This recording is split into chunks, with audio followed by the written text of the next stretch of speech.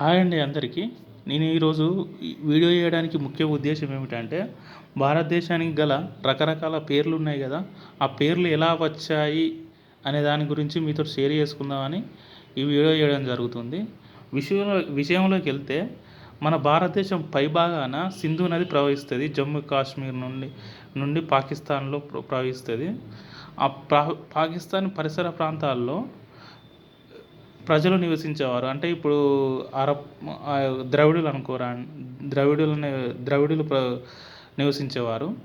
అయితే ఈ ద్రవిడులు గ్రీకులతో వ్యాపారం చేసేవాళ్ళు. ఆ గ్రీకులు ఈ సింధు నదిని ఏమనేవారంటే ఇండస్ అనేవారు.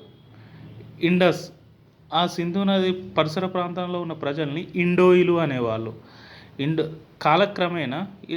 కాలక్రమేణా బ్రిటిష్ వారు మన ఇండియాకి వచ్చిన తర్వాత ఈ ఇండస్ని ఇండియాగా, ఈ ఇండోయిల్ని ఇండియన్స్గా అనేవారు. ఇక్కడ ఉన్న ప్రజల్ని ఇండియన్స్గా అనేవారండి. తర్వాత నెక్స్ట్ ఈ ఇండియా అనే పేరు వచ్చిన దాని గురించి తెలుసుకున్నాగా, నెక్స్ట్ భారతదేశానికి టియాంజు అనే పేరు ఎట్లా వచ్చిందో తెలుసుకుందాం. టియాంజు అనే పేరు ఎకనామిక్ పేరు అండి. ఇది జపాన్ వాళ్ళు మన ఇండియాకి వ్యాపార నిమిత్తం వ్యాపారం చేయడానికి వచ్చినప్పుడు మన ఇండియాను టియాంజు అనేవారండి. ఇంతే ఉందండి.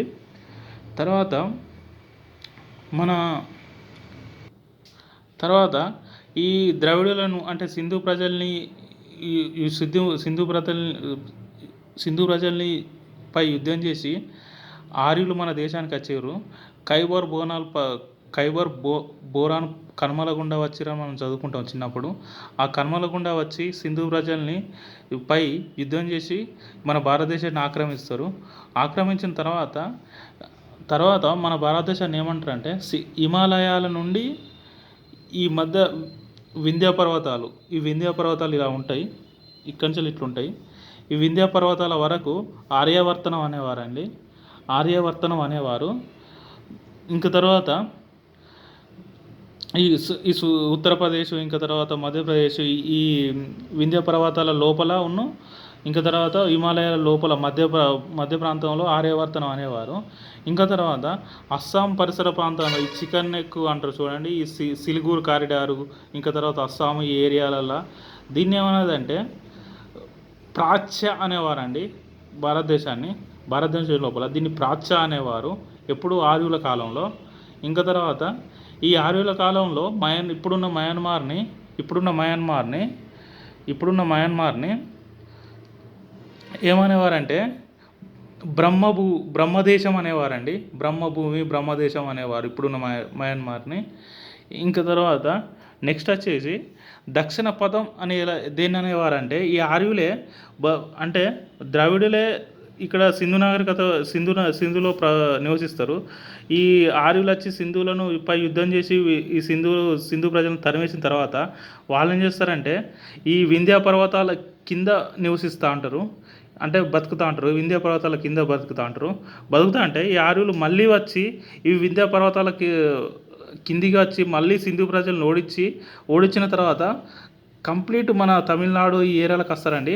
అప్పుడు ఈ సింధు ప్రజలు ఓడిపోయి కిందికి వచ్చిన తర్వాత ఈ ఆర్యులు మళ్ళీ ఈ దక్షిణ పదం అనే పేరు పెడతారండి. దక్షిణ పదం అంటే ఎక్కడి నుంచి ఎక్కడి వరకు అంటే వింధ్య పర్వతాల కింద నుంచి వెళ్ళి కృష్ణానది మధ్యలో దక్షిణ పదం అంటారండి.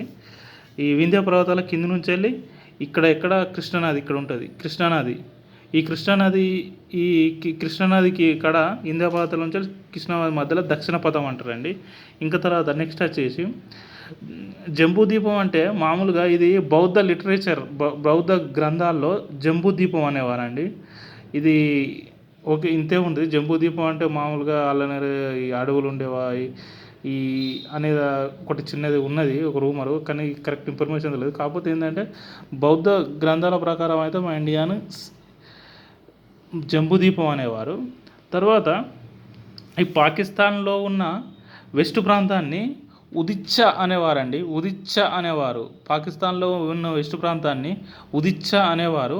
పాకిస్తాన్లో ఉన్న ఈస్ట్ ఇప్పుడున్న మన పంజాబ్ ఈ ఏరియాలని ప్రతిచ్చ అనేవారు. అంటే భారతదేశానికి ఎన్ని పేర్లు ఉన్నాయి ఇప్పటి వరకు?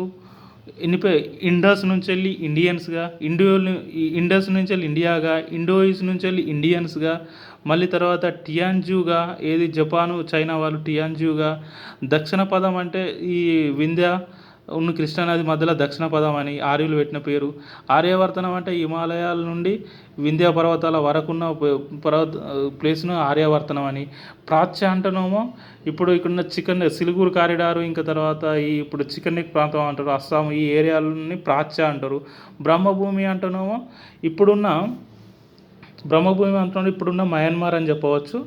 ఇంకా తర్వాత నెక్స్ట్ వచ్చేసి మన దేశానికి భారతదేశం అనే పేరు ఎట్లా వచ్చిందంటే, మామూలుగా భరతుడు అనే ఫస్ట్ రాజాట.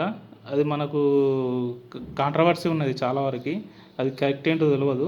కాకపోతే అంటే గ్రంథాల ప్రకారం ఒకళ్ళు ఏంటంటే భరతుడు అనే రాజు పరిపాలించిన కాబట్టి భారతదేశం అనే పేరు వచ్చిందని చెప్తారు. కాకపోతే ఏంటంటే నేను అనుకునేది ఏంటంటే, భరతుడు అనే రాజు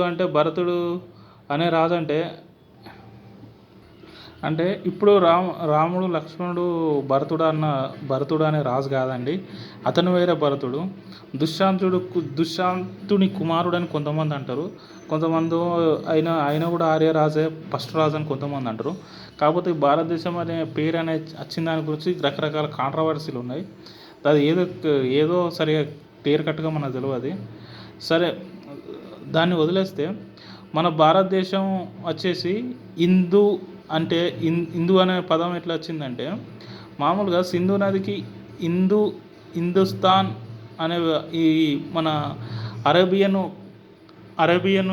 పక్కనున్న దేశాలు ఏది ఇప్పుడున్న ఇరాన్, ఇరాక్, ఇంకా తర్వాత సౌదీ అరేబియా దేశాలు సింధు నదిని హిందూ అనేవారండి. హిందూ అనేవారు సింధు నదిని. అక్కడ ఉన్న ప్రజల్ని ఈ ఈ సింధు నది పరిసర ప్రాంతాలని హిందుస్థాన్ అనేవారు.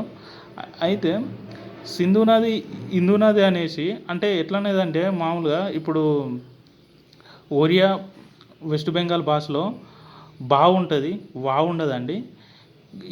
అంటే మనం ఇప్పుడు వసంత్ అంటే వాళ్ళు బసంత్ అంటారు.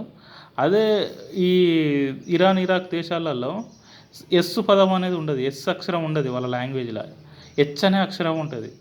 అందుకనే ఎస్ అనే అక్షరం లేక ఈ ఎస్ పలకకుండా హెచ్ పలుకుతారు, అంటే ఎస్ ప్లేస్లో హెచ్ పలుకుతారు. సింధు అనక హిందూ అంటారు అన్నట్టు. ఇట్లా మన ఒరియా వెస్ట్ బెంగాల్ లాంగ్వేజ్లో కదా వసంతును బసంత్ అన్నట్టు అట్లనేదండి. అందుకనే సింధు అని పలకక ఈ అరబ్ కంట్రీస్ హిందూ అని పలుకుతాయి. ఈ ప్రాంతాన్ని హిందుస్థాన్, ఈ ప్రజల్ని కలిపి హిందుస్థాన్ అనేవారండి. మన హిందూ అనే పదం ఒక రిలీజియన్ పదం కాదు, అది ఒక జియోగ్రాఫికల్ వర్డ్గా చెప్పచ్చు. అందరూ తెలవక హిందూ అంటే మతం అనుకుంటారు, అది మతం కాదు, అది మామూలుగా భౌగోళిక పదంగా చెప్పచ్చు, జియోగ్రాఫికల్ వర్డ్గా చెప్పచ్చు.